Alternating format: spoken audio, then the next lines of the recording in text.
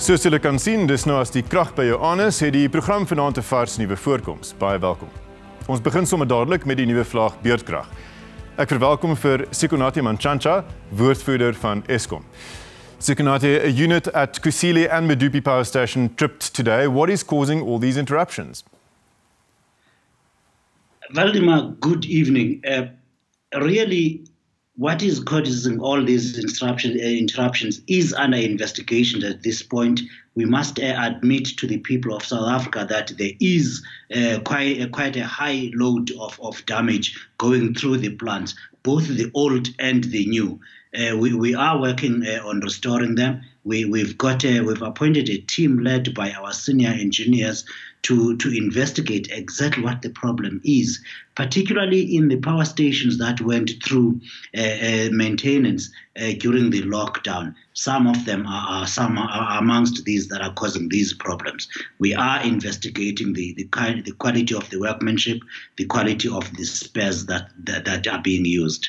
Sikonathi, you mentioned maintenance. Now, Eskom is involved in 18 months of deep-level maintenance at the moment. How much load shedding should we prepare ourselves for during these 18 months?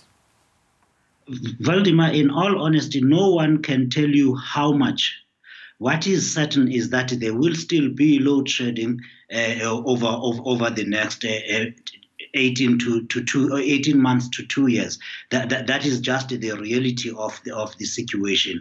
We will have to go through this even when we go through this current period of load shedding, when we suspend that over the next few days or weeks. But load shedding will by no means be a thing of the past in South Africa. Sikonathi, one of the short-term solutions sometimes to keeping the lights on is to burn diesel. Can you tell us anything about how much diesel Eskom is burning through at the moment and how sustainable that is?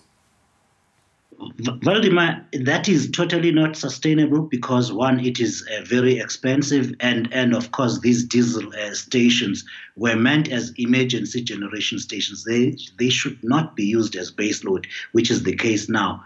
We during the last few days of last week, on Thursday in particular, we used every available diesel generator, the OCGTs on the coast, and that is totally not the way to do it.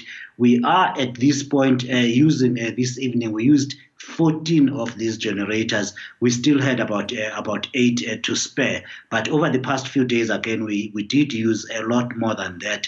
I repeat again, as we all know, this is literally not sustainable at all. Sikonathi, all households around the country are feeling the impact of COVID and of the lockdown. What has the impact been on Eskom's bottom line? We know that going into this crisis, you already had significant financial problems. Thanks, Valdemar. Great question.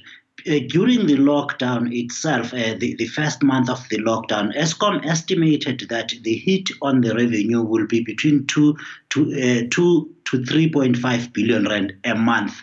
The situation will not be very much different now. Load shedding is actually also compounding that situation. Sikonathi, is there any risk, systemic risk to the whole power system that it can lead to full-scale blackouts, or is that precisely why you're doing load shedding? Absolutely not. There is no risk of a blackout.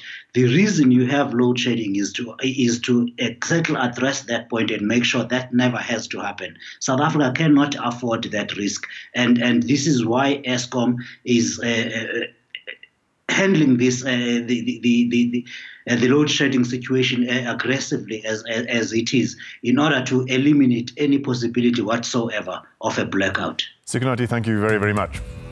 Jy kan uitsien na die volgende in vanaand se program. Die grootste peiling tot nog toe wys miljoene Suid-Afrikaners ly honger en het reeds tydens inperking hul werk verloor. Hoekom is die DA bang dat die regering homself meer mag wil toeëien om by plaaslike regering in te meng onder die dekmantel van COVID-19 hulp? En 'n skrywer onthul in 'n nuwe boek presies hoe bloedig die ANC-politiek in KwaZulu-Natal is. Bly ingeskakel.